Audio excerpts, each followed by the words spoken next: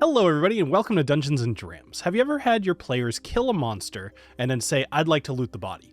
And you think to yourself, well, my wyvern doesn't have bags of gold strapped to his scales, but he does have scales, he has blood, he has eyeballs, he has teeth, all of these things. So harvesting from a creature is somewhat predictable. You can usually assume that they'll have many of these bodily pieces, but they might have some cool things too. So there was a person on Instagram for a long time named Lady Tiefling, and they would post these like, I loot the, and it'd be whatever. It might be the bugbear or whatever, and it would have all these different little items. That's not quite what this is. This is just going to be about harvesting and what different pieces would make sense along with what skills to roll to get those pieces. So let's go into ChatGPT. I have a format that I think will be cool. We'll go through the initial prompt. We'll do a couple of examples, and you guys can take it from there. I'm going to be doing this in ChatGPT 4. However, you do not have to have the paid version for this. You could be able to do this in 3.5 and it would be no problem. It's just faster in 4. So we're going to start off with our initial prompt here. I am a dungeon master playing Dungeons & Dragons 5th edition. I would like to generate some items that can be harvested from creatures that you have killed or captured. I will give you the monster's name, which should be referenced in the official D&D source material, or I will describe a homebrewed monster. This is definitely useful with some of my previous videos, which you can see up there. This should be presented in the following format. You could absolutely change the format here. In fact, in the previous version of this, I had done tables. I found it didn't have enough space for some of the descriptors that I wanted. It would kind of really make them short and not as useful. But whatever works for you if you want less information or more information. But I put this as a kind of a bulleted list. So I have skill, DC. So it would be something like nature 12. Item name, wolf teeth. Description of item, the tooth of a wolf. But it's going to be a little bit more descriptive, so it'd be a little bit more interesting. The yellowing, jagged tooth of a wolf. How is the item ruined if you roll too low? I thought this would be also pretty fun for flavor if your player rolls really bad. Possible uses with specifics, for example, armor, potions, weapons, components, and then merchants who would purchase this item, price if resold. Having the price there helps me to know the relative price of the different items, so even if I do have to adjust this to have different prices that work well in my world, I can still relate them to each other. And then lastly, because I didn't want everything to just be the hide of the beholder, the teeth of the beholder, the eyes of the beholder, the blood, the brain, whatever, I asked it to be a little bit more creative. So I said, I would like you to return at least 5 items that could be harvested. Consider creative additions beyond simply teeth, blood, or eyeballs. I did find that in doing this previously, that was mostly what it returned, which does make sense, but it's not as interesting, and it's certainly not worth doing this, because you can imagine teeth. All right, so it understands. So we're going to start off with a wolf here. And I am actually curious what it's going to come up with some of these creative options for the wolf, because, you know, things like the pelt, as you're seeing, is coming across the screen, makes perfect sense. But let's check in a sec. A wolf is going to be admittedly a little bit more boring than, say, a catoblepus. But in this case, we do have a survival check of 12 will get you the wolf pelt. Nature check of 15 will get you the canines. Medicine of 14 will get you the wolf heart. Arcana of 16 will get you the spirit essence, and survival of 13 will get you the wolf sinew, which is awesome. So this has 4 different ability checks that you could do and different DCs of them, which personally, so the way I usually do something like this is if my players kill a creature and they decide that they want to try to harvest it for parts, I will ask them to decide among themselves for 2 different skill checks and how they would like to try to use those skills to harvest something. And then I will apply that to whatever I have pre-written or whatever I'm coming up with on the fly, and then let them harvest it for that. But I only let them do 2.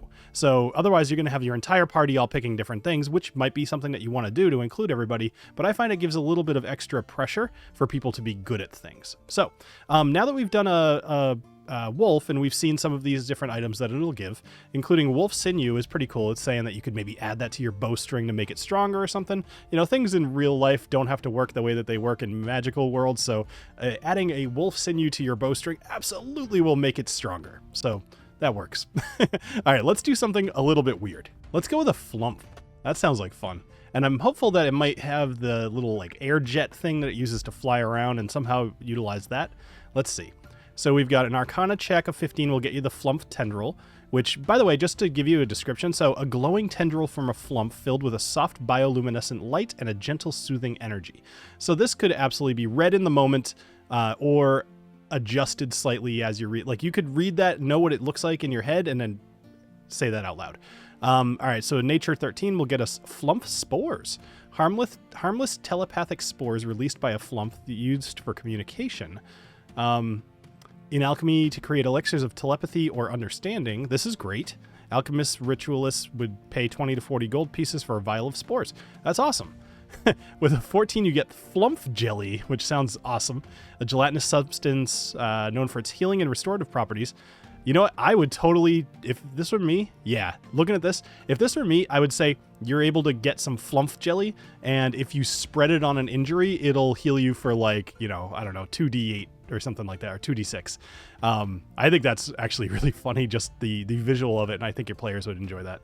Let's see, we got Flumph Membrane, and then we have Essence of Serenity. This is kind of cool. A rare intangible essence that can be distilled from a Flumph's aura, embodying its peaceful nature. Used to enchant items to radiate calmness, or in creating areas of sanctuary where conflict is suppressed. Very cool. So maybe this is what, like that calm emotion spell, something like that. Excellent. All right, let's do one more creature, because I think you kind of get the idea, but this is just fun. Okay, so some of the predictable ones here too, but also some interesting ones. So we have the Rust Monster Antenna. It could be used to create potions or oils that accelerate rusting or decay of metals. So you're now taking that Rust Monster's ability and bottling it. That's a cool concept. And that's only at a DC 14 nature check, which makes sense. The Rust Monster is a fairly low CR creature, so you're not going to encounter it, maybe. I mean, as like a level 18, you're probably more likely to encounter it low level. So skills, survival, DC 12. You get the Carapace, which you could make into a shield or armor pieces that are resistant to metallic corrosion. You have Rust Essence, used in enchanting to weaken or corrode metal-bound magic items. Okay. Rust Monster Digestive Fluid. The fluid loses blah, blah, blah. Alchemy, the potions can dissolve or weaken metal. So everything's going to be about dissolving or weakening metal, which makes perfect sense, but it's basically just a bunch of different ways to do it. And then Ferrous Crystals, which makes sense. You have a rust monster. Iron is what rusts. So that's cool. Ferrous, iron, magnetic. Can be used as a material component for spells dealing with metal or magnetism, or in crafting to imbue items with magnetic properties. All of that is very creative. I like that a lot. I'm glad that it went that far. If you were to use the prompt that I gave you at the beginning of this, and you can find that down in the description below, I think that you will have good luck with this. As tempting as it is to just sit here and keep doing this for different monsters, I think I'm going to take a break here and let you all explore this yourself. Check out the rest of the videos that I have on the channel, including how to homebrew monsters, and then try putting them through this and let me know some of the cool results that you all get. I'd love to hear from more of you in the comments, so let me know down below what you are finding useful, or if you want me to do any specific videos on anything, and we will go into maybe utilizing potion making or something like that, or weapon smithing in the future using these material components, and see what we can come up with. I hope you have a great rest of your day. Cheers.